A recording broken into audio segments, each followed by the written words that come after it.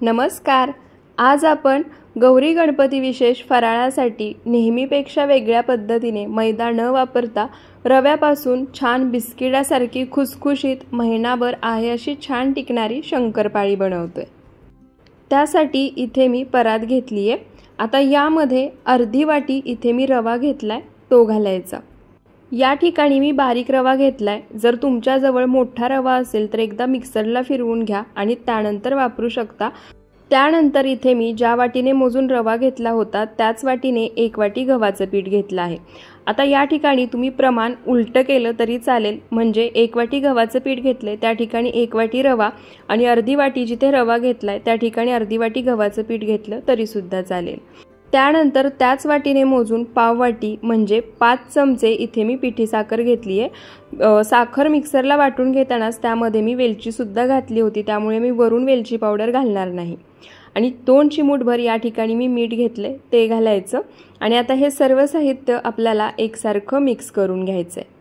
आता या ठिकाणी आपण रव्याची शंकरपाळी जेव्हा बनवतो ना तेव्हा बऱ्याच वेळा काय होतं, शंकरपाळी तेलामध्ये सोडली की ती सुटते किंवा तळल्यानंतर कडक होते.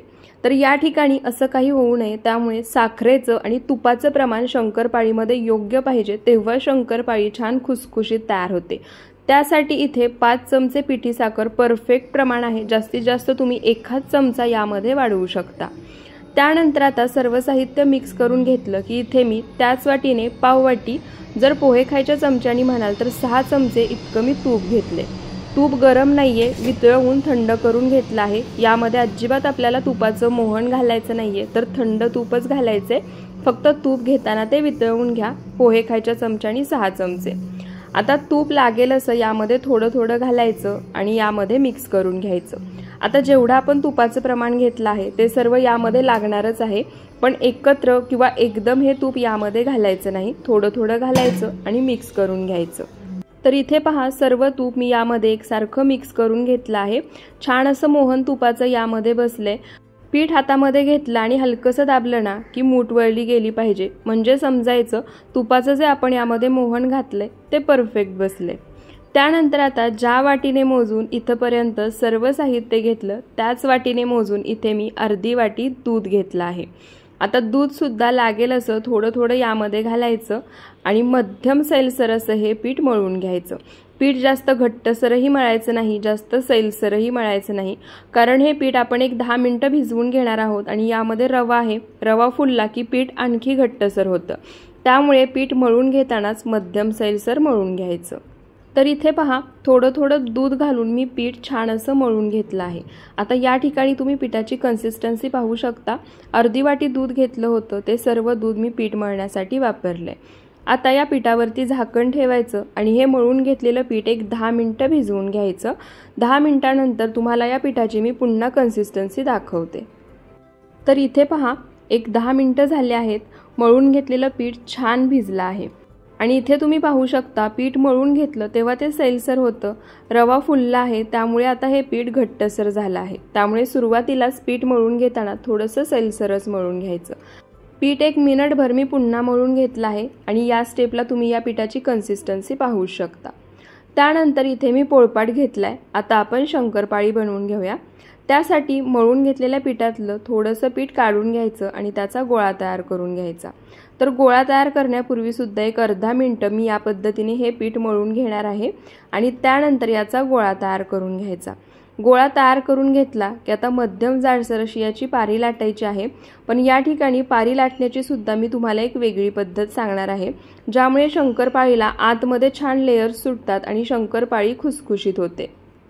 त्याचप्रमाणे पीठ तुम्ही पाहू शकता किती छान भिजलं आहे. अजिबात खाली पोळपाटाला चिटकत नाहीये आणि कोरडं पीठ मी या ठिकाणी अजिबात वापरत नाहीये. तर इथे पहा, मध्यम जाडसर अशी पारी लाटून घ्यायची.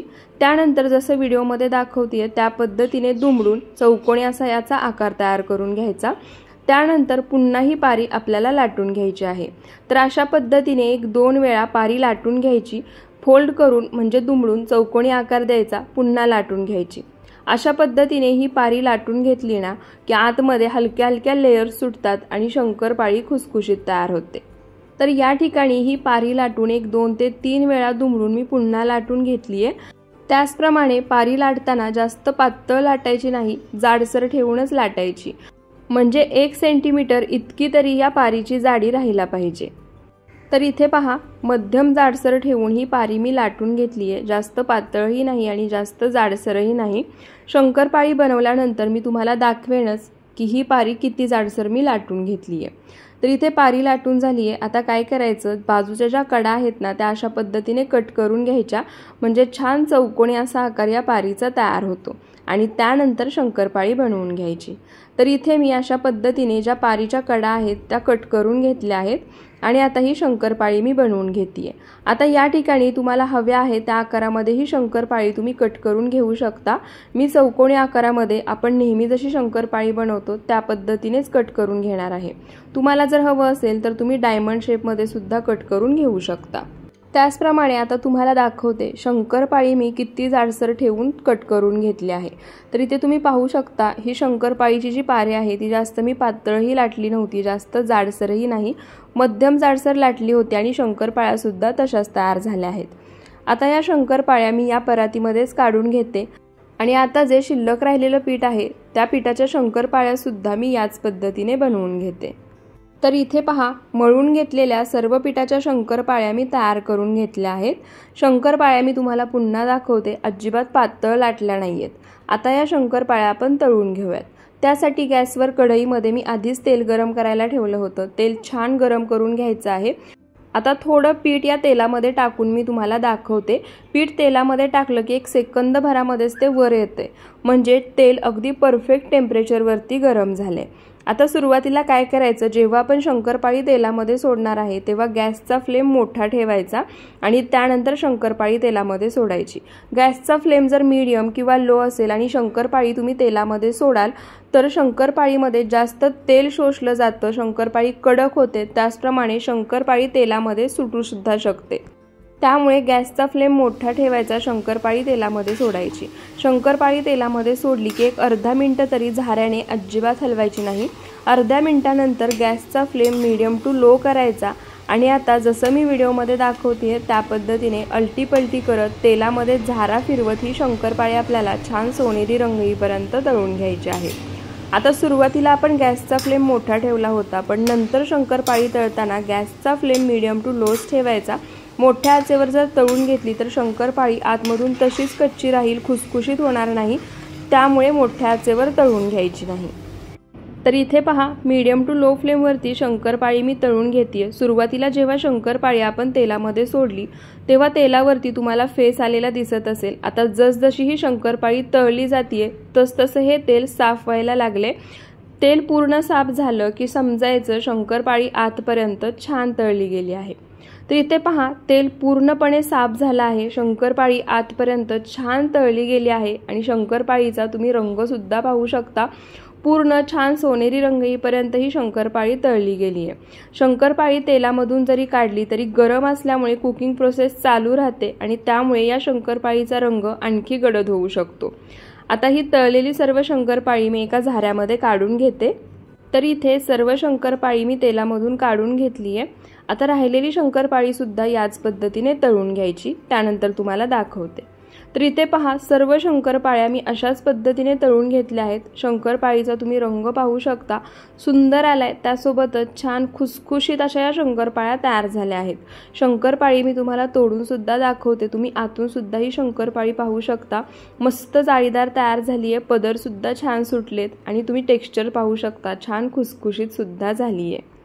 तर आता तुम्ही सुद्धा या गौरी गणपतीच्या फराळाला एकदा नेहमीपेक्षा वेगळ्या पद्धतीने ही रव्याची शंकरपाळी नक्की बनवून पहा। तुम्हाला आजचा हा व्हिडिओ थोडासा जरी आवडला असेल तर व्हिडिओला जास्तीत जास्त शेअर करा, 1 लाईक नक्की करा आणि अशाच रेसिपीज पाहायच्या असतील तर मला कमेंट करून नक्की सांगा। पुन्हा भेटूयात अशाच साध्या सोप्या नवनवीन रेसिपी व्हिडिओज सोबत। व्हिडिओ शेवटपर्यंत पाहिल्याबद्दल खूप खूप धन्यवाद।